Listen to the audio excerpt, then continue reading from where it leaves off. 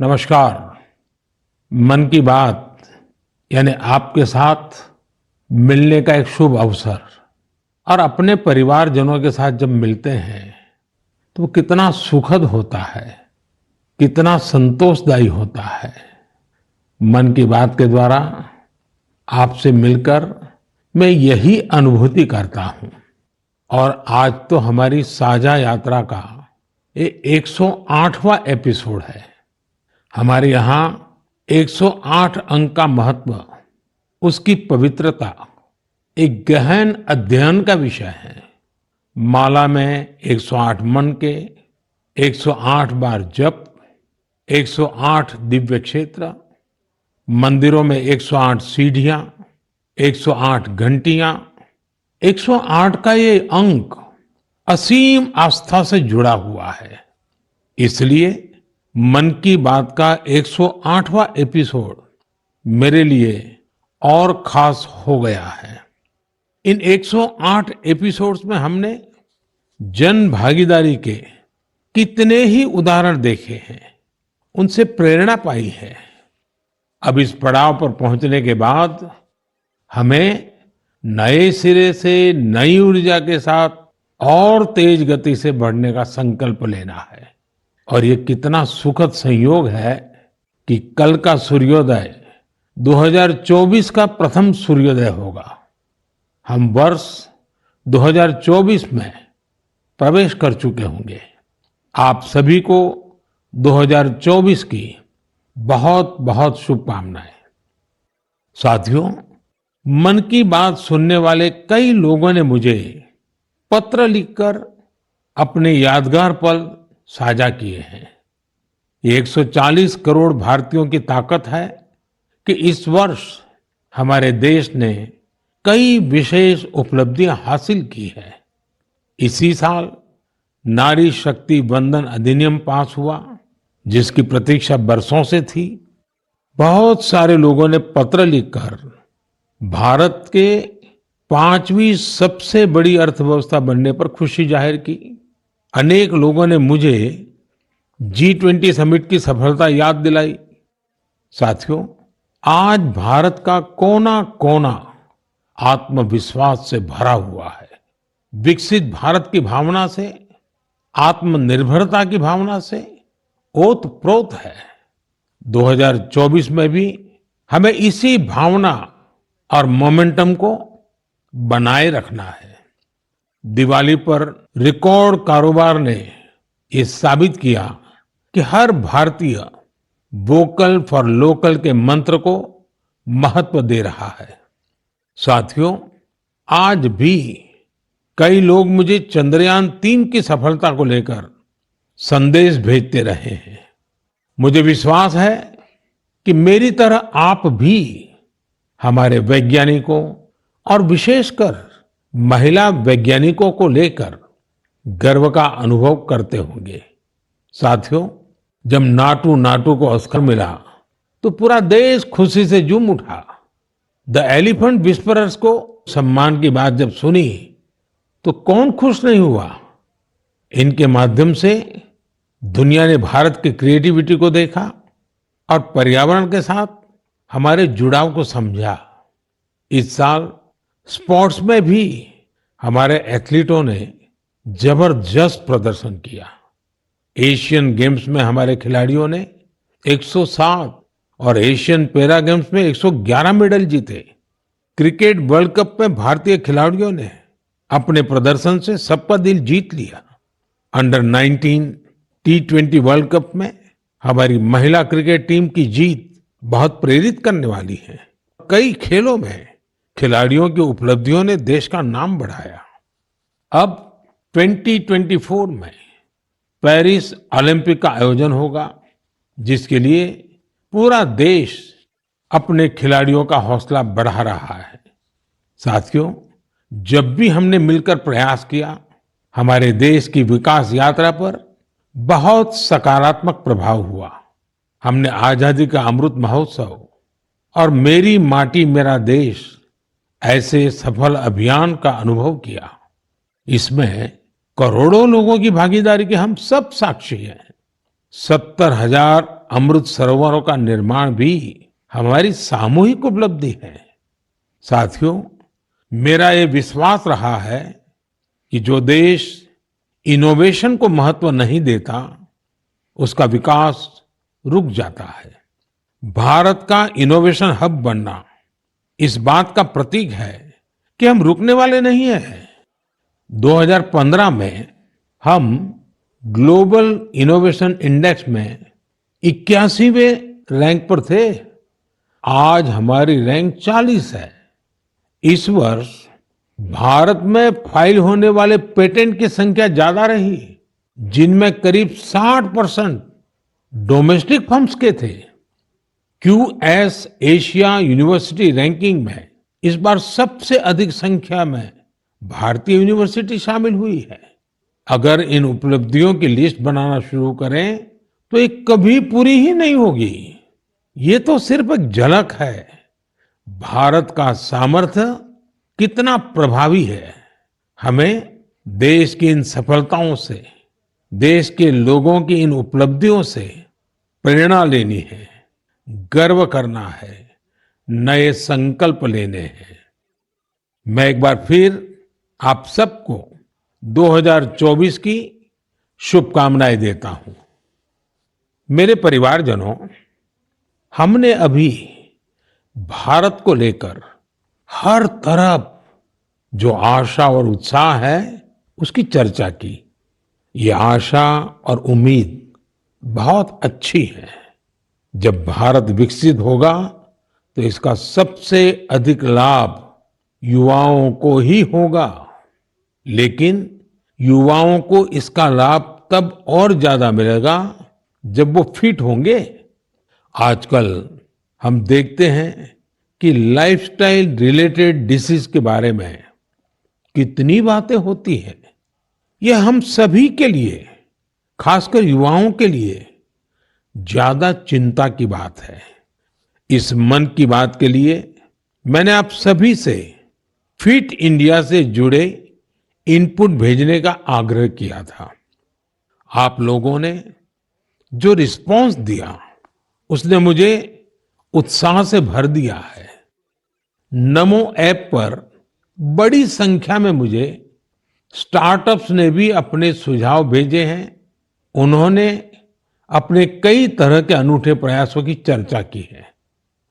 साथियों, भारत के प्रयास से 2023 को इंटरनेशनल ईयर ऑफ मिलेट्स के रूप में मनाया गया। इससे इस क्षेत्र में काम करने वाले स्टार्टअप्स को बहुत सारे अवसर मिले।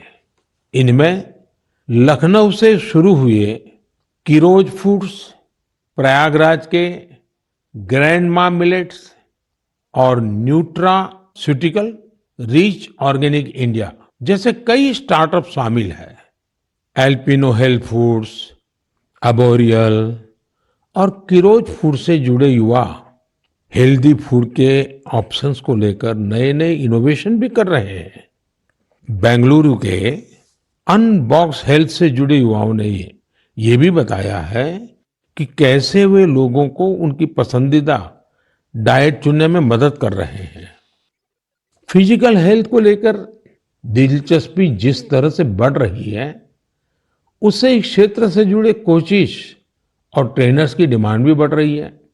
जोगो टेक्नोलॉजी जैसे स्टार्टअप्स इस मांग को पूरा करने में मदद कर रहे हैं।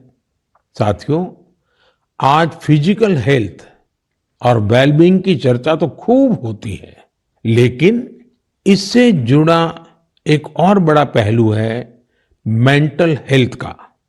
मुझे यह जानकर बहुत खुशी हुई है कि मुंबई के इन्फी हिल और योर दोस्त जैसे स्टार्टअप्स मेंटल हेल्थ और वेलबींग को इंप्रूव करने के लिए काम कर रहे हैं। इतना ही नहीं, आज इसके लिए आर्टिफिशियल इंटेलिजेंस जैसी टेक्नोलॉजी का इस्तेमाल भी किया जा रहा है। साथियों, मैं यहाँ कुछ ही स्टार्टअप्स का नाम ले सकता हूँ क्योंकि लिस्ट बहुत लंबी है।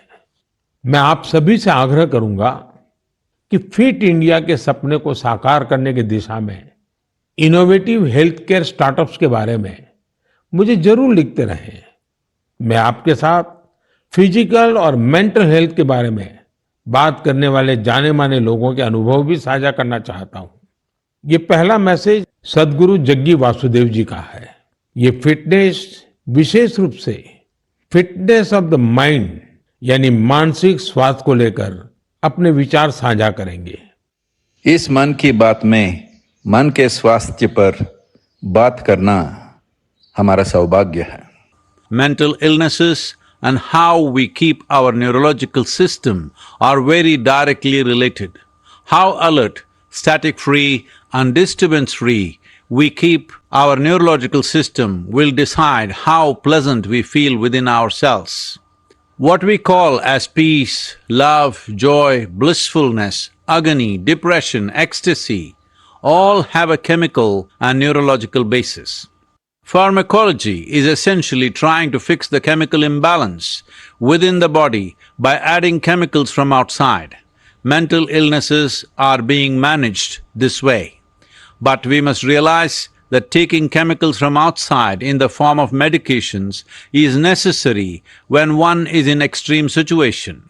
Working for an internal mental health situation or working for an equanimous chemistry within ourselves, a chemistry of peacefulness, joyfulness, blissfulness, is something that has to be brought into every individual's life, into the cultural life of a society and the nations around the world and the entire humanity. It's very important we understand our mental health, our sanity is a fragile privilege. We must protect it, we must nurture it. For this, there are many levels of practices in the yogic system. Completely internalized processes that people can do as simple practices with which they can bring certain equanimity to their chemistry and certain calmness to their neurological system. The technologies of inner well-being is what we call as the yogic sciences. Let's make it happen. सामान्य तौर पर सदगुरु जी ऐसे ही बेहतरीन तरीके से अपनी बातों को सामने रखने के लिए जाने जाते हैं।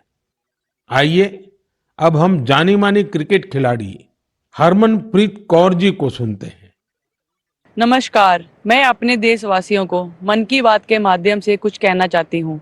माननीय प्रधानमंत्री श्री नरेंद्र मोदी जी के फिट इंडिया की पहल मुझे अपने फिटनेस मंत्र आप सभी के साथ शेयर करने के लिए प्रोत्साहित किया है। आप सभी को मेरा पहला सजेशन यही है, one can not out train a bad diet. इसका अर्थ ये है, आप कब खाते हो और क्या खाते हो इसके बारे में आपको बहुत सावधान रहना होगा। हाल ही में माननीय प्रधानमंत्री मोदी जी ने सभी को बाजरा खाने के लिए इनकरेज किया है, जो कि इम्यूनिटी बढ़ाता है और टिकाऊ खेती करने में सहायता करता है और पचाने में भी आसान है। रेगुलर एक्सरसाइज और 7 घंटे की पूरी नींद बॉडी के लिए बहुत जरूरी है और फिट रहने के लिए मदद करती है। इसके लिए बहुत डिसिप्लिन एंड कंसिस्टेंसी की जरूरत होगी। जब आपको इसका रिजल्ट मिलने लग जाएगा तो आप डेली खुद ही एक्सरसाइज करना स्टार्ट कर दोगे। मुझे आप सबसे बात करने और अपना फिटनेस मंत्र शेयर करने का अवसर देने के लिए माननीय प्रधानमंत्री जी का बहुत धन्यवाद। हरमनप्रीत जी जैसी प्रतिभाशाली खिलाड़ी की बातें निश्चित रूप से आप सभी को प्रेरित करेगी। आइए ग्रैंड मास्टर विश्वनाथन आनंद जी को सुने। हम सभी जानते हैं कि उनके खेल शतरंज के लिए मेंटल फिटनेस का कितना महत्व है। Namaste. I'm Vishwanathan Anand. You have seen me play chess, and very often I'm asked, what is your fitness routine? Now, chess requires a lot of focus and patience. So I do the following, which keeps me fit and agile. I do yoga 2 times a week. I do cardio 2 times a week. And 2 times a week, I focus on flexibility, stretching, weight training, and I tend to take 1 day off per week. All of these are very important for chess. You need to have the stamina to last 6 or 7 hours of intense mental effort, but you also need to be flexible to be able to sit comfortably, and the ability to regulate your breath to calm down is helpful when you want to focus on some problem, which is usually a chess game. My fitness tip to all Man Ki Baat listeners would be to keep calm and focus on the task at hand. The best fitness tip, for me, absolutely the most important fitness tip, is to get a good night's sleep. Do not start sleeping for 4 and 5 hours a night. I think 7 or 8 is an absolute minimum. So we should try as hard as possible to get a good night's sleep, because that is when the next day you're able to get through the day in calm fashion. You don't make impulsive decisions. You're in control of your emotions. For me, sleep is the most important fitness tip. आइए अब अक्षय कुमार जी को सुनते हैं। नमस्कार, मैं हूं अक्षय कुमार। सबसे पहले तो मैं हमारे आदरणीय प्रधानमंत्री जी का बहुत शुक्रिया करता हूं कि उनके मन की बात में मुझे भी अपने मन की बात आपको कह पाने का एक छोटा सा मौका मिला। आप लोग जानते हैं कि मैं फिटनेस के लिए जितना पैशनेट हूं, उससे भी कई ज्यादा पैशनेट हूं नेचुरल तरीके से फिट रहने के लिए।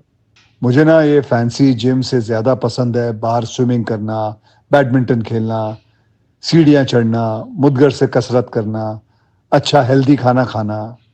जैसे मेरा ये मानना है कि शुद्ध घी अगर सही मात्रा में खाया जाए तो हमें फायदा करता है, लेकिन मैं देखता हूं कि बहुत से यंग लड़के लड़कियां इस वजह से घी नहीं खाते कि कहीं वो मोटे ना हो जाए। बहुत जरूरी है कि हम ये समझे कि क्या हमारी फिटनेस के लिए अच्छा है और क्या बुरा है। डॉक्टर्स की सलाह से आप अपना लाइफस्टाइल बदलो, ना कि किसी फिल्म स्टार की बॉडी देखकर। एक्टर स्क्रीन पे जैसे दिखते हैं वैसे तो कई बार होते भी नहीं है। कई तरह के फिल्टर और स्पेशल इफेक्ट्स यूज होते हैं और हम उसे देखकर अपने शरीर को बदलने के लिए गलत तरीके शॉर्टकट का इस्तेमाल करना शुरू कर देते हैं। आजकल इतने सारे लोग स्टेरॉइड लेकर ये 6 पैक 8 पैक इसके लिए चल पड़ते हैं। यार, ऐसे शॉर्टकट से बॉडी ऊपर से फूल जाती है लेकिन अंदर से खोखली रह जाती है। आप लोग याद रखिएगा कि shortcut can cut your life short. आपको शॉर्टकट नहीं, लॉन्ग लास्टिंग फिटनेस चाहिए। दोस्तों, फिटनेस एक तरह की तपस्या है, इंस्टेंट कॉफी या 2 मिनट का नूडल नहीं है। इस नए साल में अपने आप से वादा करो, नो केमिकल्स, नो शॉर्टकट, कसरत, योग, अच्छा खाना, वक्त पे सोना, थोड़ा मेडिटेशन और सबसे जरूरी, जैसे आप दिखते हो ना, उसे खुशी से एक्सेप्ट करो। आज के बाद फिल्टर वाली लाइफ नहीं, फिटर वाली लाइफ जियो। Take care. जय महाकाल। इस सेक्टर में कई और स्टार्टअप्स हैं, इसलिए मैंने सोचा कि एक युवा स्टार्टअप फाउंडर से भी चर्चा की जाए जो इस क्षेत्र में बेहतरीन काम कर रहे हैं। नमस्कार, मेरा नाम ऋषभ मल्होत्रा है और मैं बैंगलोर का रहने वाला हूं। मुझे ये जानकर बेहद खुशी हुई कि मन की बात में फिटनेस पर चर्चा हो रही है। मैं खुद फिटनेस की दुनिया से बिलोंग करता हूं और बैंगलोर में हमारा एक स्टार्टअप है जिसका नाम है तगड़ा रहो। हमारा स्टार्टअप भारत के पारंपरिक व्यायाम को आगे लाने के लिए बनाया गया है। भारत के पारंपरिक व्यायाम में एक बहुत ही अद्भुत व्यायाम है जो है गदा व्यायाम, और हमारा पूरा फोकस गदा और मुग्दर व्यायाम पर ही है। लोगों को जानकर आश्चर्य होता है कि आप गदा से सारी ट्रेनिंग कैसे कर लेते हैं। मैं ये बताना चाहूंगा कि गदा व्यायाम हजारों साल पुराना व्यायाम है और ये हजारों सालों से भारत में चलता आ रहा है। आपने इसे छोटे बड़े अखाड़ों में देखा होगा और हमारे स्टार्टअप के माध्यम से हम इसे एक आधुनिक फॉर्म में वापस लेके आए हैं। हमें पूरे देश से बहुत प्यार मिला है, बहुत अच्छा रिस्पॉन्स मिला है।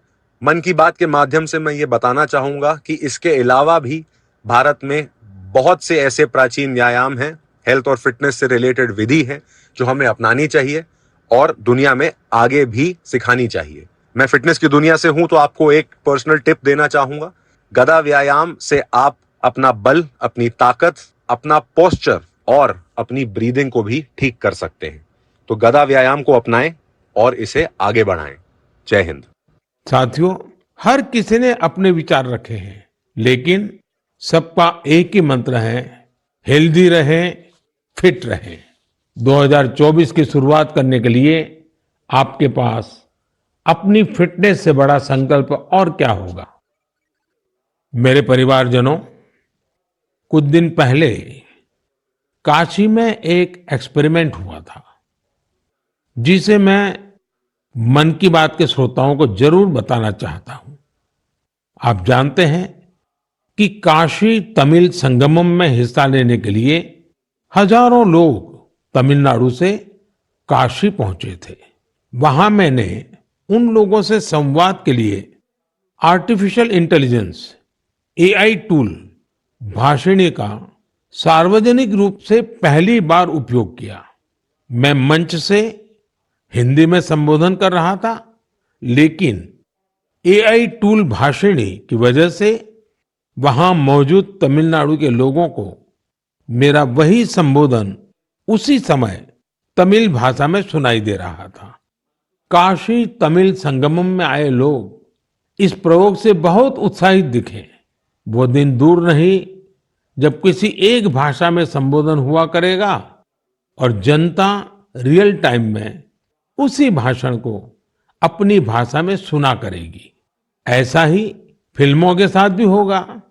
जब जनता सिनेमा हॉल में एआई की मदद से रियल टाइम ट्रांसलेशन सुना करेगी, आप अंदाजा लगा सकते हैं कि जब ये टेक्नोलॉजी हमारे स्कूलों, हमारे अस्पतालों, हमारी अदालतों में व्यापक रूप से इस्तेमाल होने लगेगी तो कितना बड़ा परिवर्तन आएगा। मैं आज की युवा पीढ़ी से आग्रह करूंगा कि रियल टाइम ट्रांसलेशन से जुड़े एआई टूल्स को और एक्सप्लोर करें, उन्हें 100% फुल प्रूफ बनाएं। साथियों, बदलते हुए समय में हमें अपनी भाषाएं बचानी भी हैं और उनका संवर्धन भी करना है।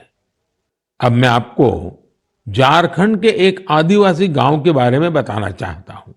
इस गांव ने अपने बच्चों को मातृभाषा में शिक्षा देने के लिए एक अनूठी पहल की है। मंगलो गांव में बच्चों को कुडुख भाषा में शिक्षा दी जा रही है। इस स्कूल का नाम है कार्तिक उरांव आदिवासी कुडुख स्कूल। इस स्कूल में 300 आदिवासी बच्चे पढ़ते हैं। कुडुख भाषा उरांव आदिवासी समुदाय की मातृभाषा है। कुडुख भाषा की अपनी लिपि भी है, जिसे तोलंग सिकी नाम से जाना जाता है। ये भाषा धीरे धीरे विलुप्त होती जा रही थी, जिसे बचाने के लिए इस समुदाय ने अपनी भाषा में बच्चों को शिक्षा देने का फैसला किया है। इस स्कूल को शुरू करने वाले अरविंद उरांव कहते हैं कि आदिवासी बच्चों को अंग्रेजी भाषा में दिक्कत आती थी, इसलिए उन्होंने गांव के बच्चों को अपनी मातृभाषा में पढ़ाना शुरू कर दिया। उनके इस प्रयास से बेहतर परिणाम मिलने लगे तो गांव वाले भी उनके साथ जुड़ गए। अपनी भाषा में पढ़ाई की वजह से बच्चों के सीखने की गति भी तेज हो गई है। हमारे देश में कई बच्चे भाषा की मुश्किलों की वजह से पढ़ाई बीच में ही छोड़ देते थे। ऐसी परेशानियों को दूर करने में नई राष्ट्रीय शिक्षा नीति से भी मदद मिल रही है। हमारा प्रयास है कि भाषा किसी भी बच्चे की शिक्षा और प्रगति में बाधा नहीं बननी चाहिए। साथियों, हमारी भारत भूमि को हर कालखंड में देश की विलक्षण बेटियों ने गौरव से भर दिया है। सावित्रीबाई फुले जी और रानी वेलु नाचियार जी देश की ऐसी ही दो विभूतियां हैं। उनका व्यक्तित्व ऐसे प्रकाश स्तंभ की तरह है जो हर युग में नारी शक्ति को आगे बढ़ाने का मार्ग दिखाता रहेगा। आज से कुछ ही दिनों बाद 3 जनवरी को हम सभी इन दोनों की जन्म जयंती मनाएंगे। सावित्रीबाई फुले जी का नाम आते ही सबसे पहले शिक्षा और समाज सुधार के क्षेत्र में उनका योगदान हमारे सामने आता है। वे हमेशा महिलाओं और वंचितों की शिक्षा के लिए जोरदार तरीके से आवाज उठाती रही। वे अपने समय से बहुत आगे थी और उन गलत प्रथाओं के विरोध में हमेशा मुखर रही। शिक्षा से समाज के सशक्तिकरण पर उनका गहरा विश्वास था। महात्मा फुले जी के साथ मिलकर उन्होंने बेटियों के लिए कई स्कूल शुरू किए। उनकी कविताएं लोगों में जागरूकता बढ़ाने और आत्मविश्वास भरने वाली होती थी। लोगों से हमेशा उनका यह आग्रह रहा कि वे जरूरत में एक दूसरे की मदद करें और प्रकृति के साथ भी समरसता से रहें। वे कितनी दयालु थी, इसे शब्दों में नहीं समेटा जा सकता। जब महाराष्ट्र में अकाल पड़ा तो सावित्रीबाई और महात्मा फुले ने जरूरतमंदों की मदद के लिए अपने घरों के दरवाजे खोल दिए। सामाजिक न्याय का ऐसा उदाहरण विरले ही देखने को मिलता है। जब वहां प्लेग का भय व्याप्त था तो उन्होंने खुद को लोगों की सेवा में झोंक दिया इस दौरान वे खुद इस बीमारी की चपेट में आ गई। मानवता को समर्पित उनका जीवन आज भी हम सभी को प्रेरित कर रहा है। साथियों, विदेशी शासन के खिलाफ संघर्ष करने वाली देश की कई महान विभूतियों में से एक नाम रानी वेलु नाचियार का भी है। तमिलनाडु के मेरे भाई बहन आज भी उन्हें वीरा मंगई यानी वीर नारी के नाम से याद करते हैं। अंग्रेजों के खिलाफ रानी वेलु नाचियार जिस बहादुरी से लड़ी और जो पराक्रम दिखाया वो बहुत ही प्रेरित करने वाला है। अंग्रेजों ने शिवगंगा साम्राज्य पर हमले के दौरान उनके पति की हत्या कर दी थी, जो वहां के राजा थे। रानी वेलु नाचियार और उनकी बेटी किसी तरह दुश्मनों से बच निकली थी। वे संगठन बनाने और मरूद ब्रदर्स यानी अपने कमांडरों के साथ सेना तैयार करने में कई सालों तक जुटी रही। उन्होंने पूरी तैयारी के साथ अंग्रेजों के खिलाफ युद्ध शुरू किया और बहुत ही हिम्मत और संकल्प शक्ति के साथ लड़ाई लड़ी। रानी वेलु नाचियार का नाम उन लोगों में शामिल है जिन्होंने अपनी सेना में पहली बार ऑल विमेन ग्रुप बनाया था। मैं इन दोनों वीरांगनाओं को श्रद्धा सुमन अर्पित करता हूं। मेरे परिवारजनों, गुजरात में डायरा की परंपरा है। रात भर हजारों लोग डायरा में शामिल होकर के मनोरंजन के साथ ज्ञान को अर्जित करते हैं। इस डायरा में लोक संगीत, लोक साहित्य और हास्य की त्रिवेणी हर किसी के मन को आनंद से भर देती है। इस डायरा के एक प्रसिद्ध कलाकार हैं भाई जगदीश त्रिवेदी जी।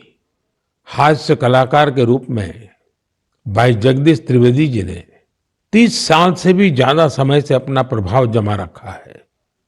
हाल ही में भाई जगदीश त्रिवेदी जी का मुझे एक पत्र मिला और साथ में उन्होंने अपनी एक किताब भी भेजी है।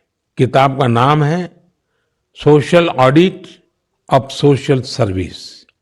एक किताब बड़ी अनूठी है। इसमें हिसाब किताब है।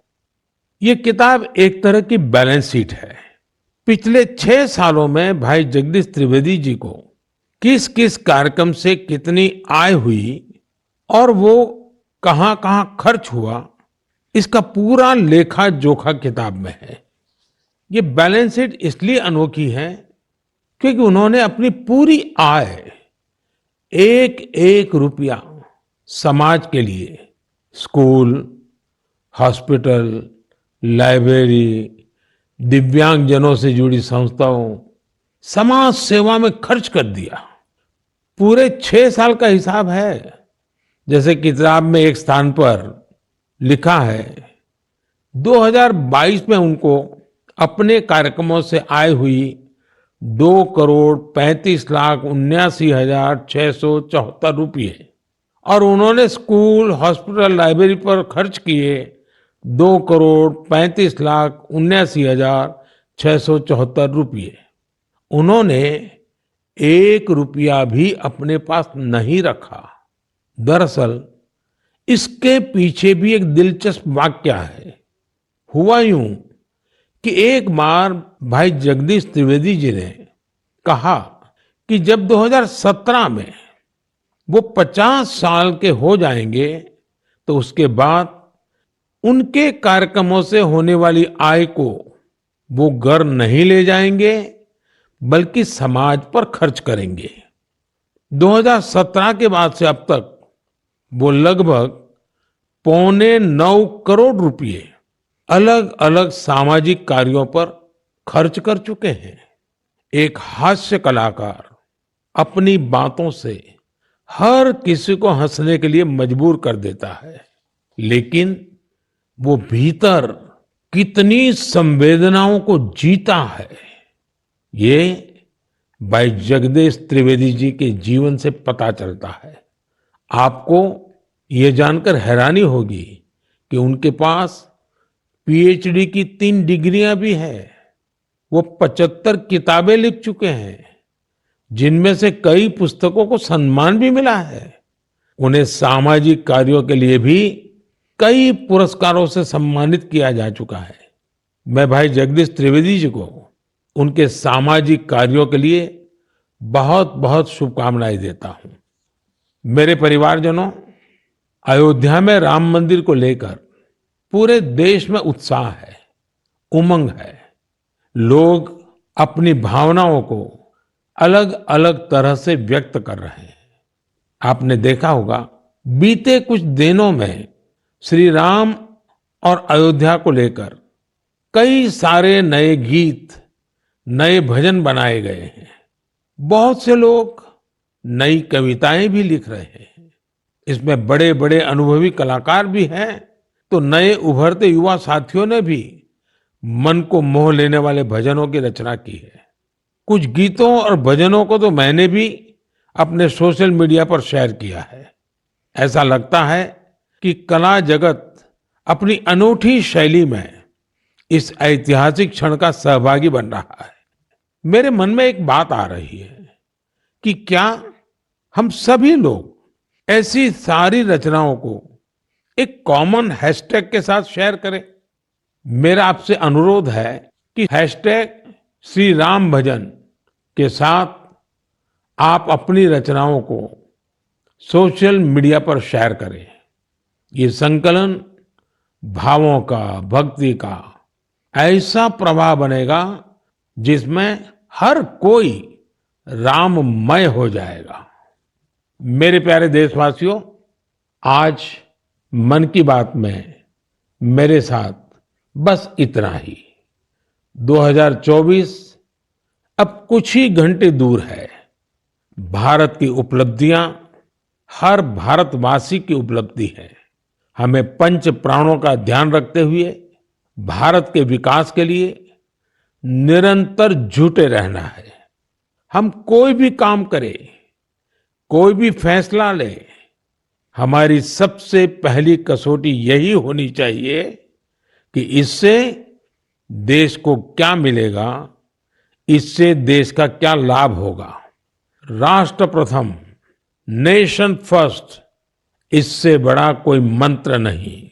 इसी मंत्र पर चलते हुए हम भारतीय अपने देश को विकसित बनाएंगे, आत्मनिर्भर बनाएंगे। आप सभी 2024 में सफलताओं की नई ऊंचाई पर पहुंचे। आप सभी स्वस्थ रहें, फिट रहें, खूब आनंद से रहें, मेरी यही प्रार्थना है। 2024 में हम फिर एक बार देश के लोगों की नई उपलब्धियों पर चर्चा करेंगे। बहुत बहुत धन्यवाद। और इस वक्त पीएम मोदी को आप सुन रहे थे। सभी को नए साल की शुभकामनाएं उन्होंने दी। अयोध्या में राम मंदिर को लेकर लोगों में बेहद उत्साह है और उसको लेकर भी अपनी भावनाएं जाहिर की। अयोध्या को लेकर नए गीत बन रहे हैं, इन बातों का भी पीएम ने जिक्र किया। कुछ गीतों को तो मैंने भी शेयर किया है, ये भी कहा पीएम ने। कला जगत ऐतिहासिक क्षण का साक्षी बन रहा है। पीएम मोदी की ये बड़ी बातें इस वक्त हम आपको बता रहे हैं। तो पीएम मोदी ने सबसे पहले तो नए साल को लेकर यानी साल 2024 को लेकर देशवासियों को शुभकामनाएं दी है, क्योंकि अब नए साल को लेकर कुछ ही घंटे महज बाकी है। इस बात का भी जिक्र पीएम मोदी ने किया और इस साल के नए साल के लिए नए संकल्प लेने की बात भी दोहराई है पीएम ने। पीएम ने कहा कि भारत इनोवेशन का हब बन रहा है और इस तरीके से विकसित भारत को लेकर जो उन्होंने बड़ी बातें कही है उसका इस वक्त हम आप सभी के सामने जिक्र कर रहे हैं।